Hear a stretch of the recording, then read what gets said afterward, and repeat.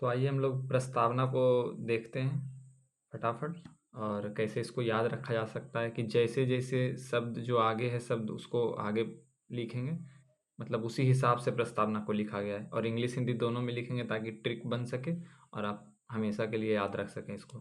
तो देखते हैं प्रस्तावना को। देखिए, पहला शब्द जो आता है ना वो आता है प्रभुत्व संपन्न। ठीक है, प्रभुत्व संपन्न, इसको इंग्लिश में बोलते हैं सोवरेन। सोवरेन बोलते हैं इंग्लिश में। अब बात कर लें दूसरा का। दूसरा होता है समाजवादी। क्या होता है? समाजवादी। दूसरा होता है समाजवादी, और समाजवादी को इंग्लिश में बोलते हैं सोशलिस्ट। थोड़ा सा देखिए इंग्लिश याद रखिएगा तो ट्रिक भी आपको ज़्यादा जल्दी और तुरंत याद हो जाएगा, और हमेशा के लिए भी हो जाएगा। तीसरा शब्द जो प्रस्तावना में है ना, ये था है पंथ निरपेक्ष, और पंथ निरपेक्ष का इंग्लिश होता है सेक्युलर। चौथा की अगर बात करें कौन सा शब्द है, तो चौथा है लोकतांत्रिक। चौथा शब्द है लोकतांत्रिक, और लोकतांत्रिक का इंग्लिश होता है डेमोक्रेटिक। आपको कौन सा शब्द भी बताएंगे, कौन सा शब्द कहाँ से लिया गया, बस आपको ये देखना है कि किस क्रम में लिखा गया प्रस्तावना। जैसे प्रभुत्व संपन्न, समाजवादी, पंथ निरपेक्ष, लोकतांत्रिक गणराज्य, इसी हिसाब से लिखा गया है। तो डेमोक्रेटिक, ताकि आपको कभी क्रम दे दे एग्जाम में तो वो भी याद आप रख सकें। और चौथा होता है गणतंत्र। गणतंत्र, ठीक है। गणतंत्र का इंग्लिश तो सबको पता है, रिपब्लिक। हाँ, एक मिनट, सॉरी, ये रिपब्लिक। रिपब्लिक, इसको आपको याद रखना, एक फार्मूला आप सीधा याद रखिए, एस क्यू, एस पे पावर 3 डी आर। देखिए हो गया, आपको याद रखने का फार्मूला, एस पर पावर 3 डी आर। मतलब एस पर पावर 3 मतलब सोवरेन।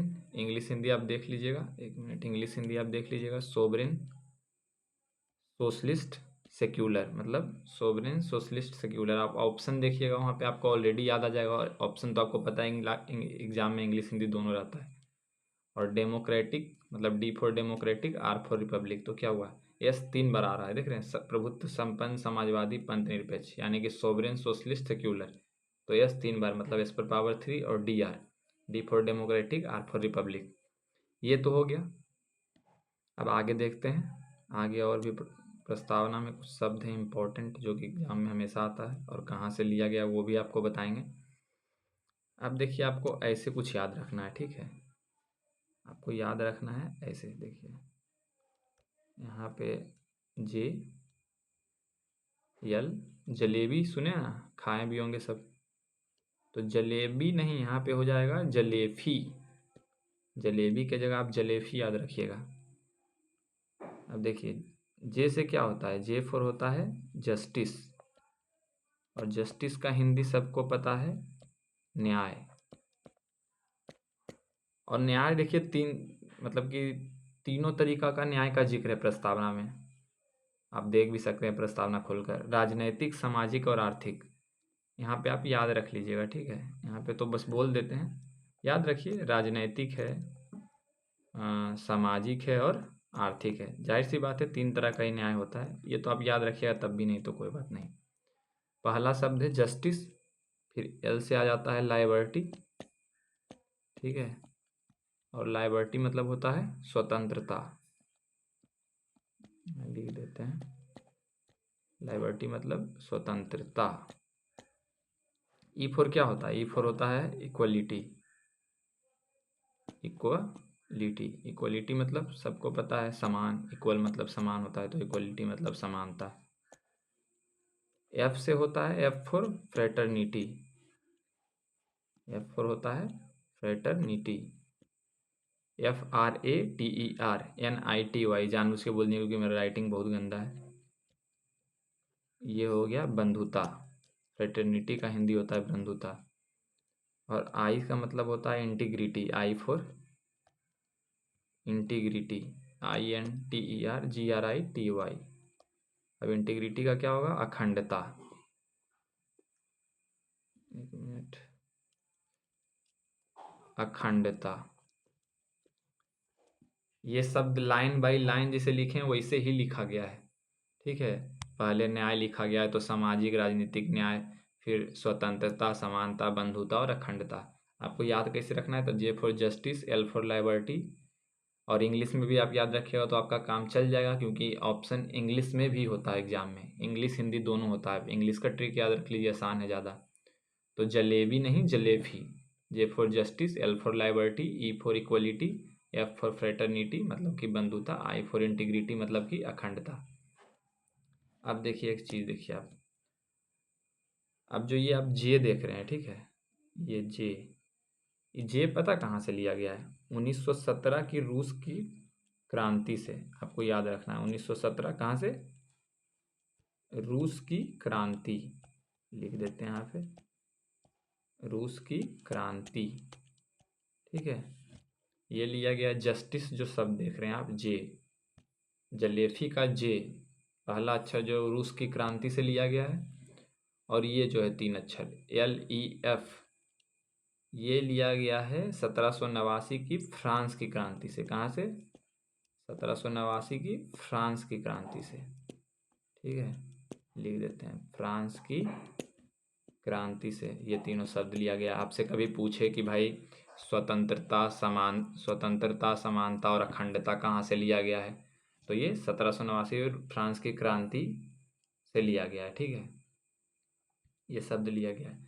अब एक लास्ट बस बचता है इसमें कि 42वां संविधान संशोधन के द्वारा ही 3 शब्द जोड़ा गया था प्रस्तावना में, और वो कौन कौन था? तो वो आपको सिंपल याद रखना है, बस फिर आपका प्रस्तावना कंप्लीट हो जाएगा। और ये आपको याद रखना है, देखिए ये 3 तो आपको ऐसे ही याद रखना है। समाजवादी, 3 शब्द कौन है?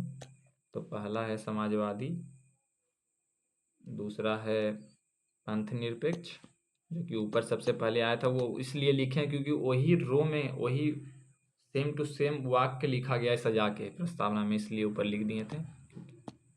और यहाँ रख लीजिए आप पंथ निरपेक्ष, और तीसरा शब्द जोड़ा गया है अखंडता, जिसको कि इंग्लिश में कहते हैं इंटीग्रिटी, ठीक है। एक मिनट, इंग्लिश में कहा जाता है इसको इंटीग्रिटी, इंटीग्रिटी। समाजवाद का इंग्लिश क्या होता है? सोशलिस्ट, ठीक है। पंथ निरपेक्ष का सेक्युलर, और अखंडता का इंटीग्रिटी। आप यहाँ ऐसे भी याद रख सकते हैं कि 3 शब्द जोड़ा गया है SSI, जैसे SSB होता है ना, SSB, वैसे ही SSI, सोशलिस्ट, सोशलिस्ट हो गया, सेक्युलर हो गया, और इंटीग्रिटी। वैसे आप इसको सिंपल याद रखें कि 3 शब्द जोड़ा गया है। और कैसे जोड़ा गया ये तीनों शब्द?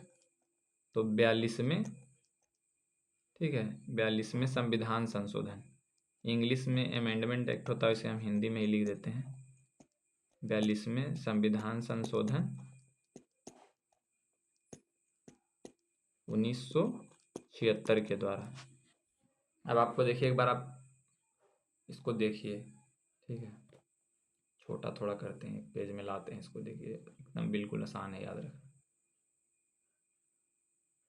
ये देखिए आप, ये एक बार लास्ट में देख लीजिए, एकदम आसानी से आपको याद हो जाएगा। थोड़ा हम इसको थोड़ा बड़ा कर लें। अब आप देखिए यहाँ पे, पहले आप देख लीजिए ये जो आप देख रहे हैं ना, इसको पहले आप याद रखिए कि प्रस्तावना को कैसे जोड़ा गया है। मतलब प्रस्तावना में कौन शब्द पहले कौन बाद है। तो सबसे पहले आप प्रस्तावना पढ़िएगा ना, तो ऐसे आएगा, ऐसे ही आएगा, सबसे पहला जो शब्द आएगा वैसे तो आता है, और भी कुछ आता है, ऐसे नहीं कि शुरू प्रस्तावन प्रभुत्व संपन्न से शुरू होगा। मतलब जो जो शब्द है उसमें, यही एग्जाम में पूछता है। तो पहले आएगा प्रभुत्व संपन्न, फिर समाजवादी, पंथ निरपेक्ष, लोकनाथ, लोकतांत्रिक, गणराज्य या लोकतांत्रिक गणतंत्र। तो इसको ऐसे याद रखना है, सोवरेन, सोशलिस्ट, सेक्युलर। एस पर पावर 3, क्योंकि 3 बार आ रहा है। और DR मतलब D फॉर डेमोक्रेटिक, और R for Republic. Democratic Republic तो ऐसे भी याद रहेगा भाई, क्योंकि लोकतंत्र दिवस और गणतंत्र दिवस मनाते हैं, जिसको रिपब्लिक डे भी कहते हैं, फिर सॉरी लोकतांत्रिक नहीं, मतलब स्वतंत्रता दिवस मनाते हैं उसको, सॉरी इंडिपेंडेंट डे कहा जाता है। और ये रिपब्लिक डे तो पता ही है 26 जनवरी, तो इसको ऐसे याद रखिए। और जलेबी यहाँ से याद रखिए, जलेफी, ये जो देख रहे हैं इसको आप रखिए। Justice, L for liberty, E for equality, F for fraternity और आई फॉर इंटीग्रिटी। और आपको ऐसे हिंदी में याद रखना है तो न्याय, स्वतंत्रता, समानता, बंधुता और अखंडता।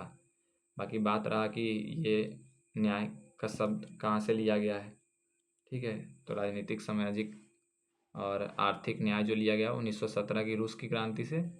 और स्वतंत्रता, समानता और बंधुता ये लिया गया है 1789 की फ्रांस की क्रांति से, ठीक है। और अखंडता आप देख ही रहे हैं कि अखंडता, और यहाँ देखिए समाजवादी, सॉरी एक मिनट, यहाँ देखिए समाजवादी, अंतनिरपेक्ष और अखंडता, ये जो 3 शब्द है ये लिया गया है 42वें संविधान संशोधन 1976, ठीक है। तो समाप्त हुआ।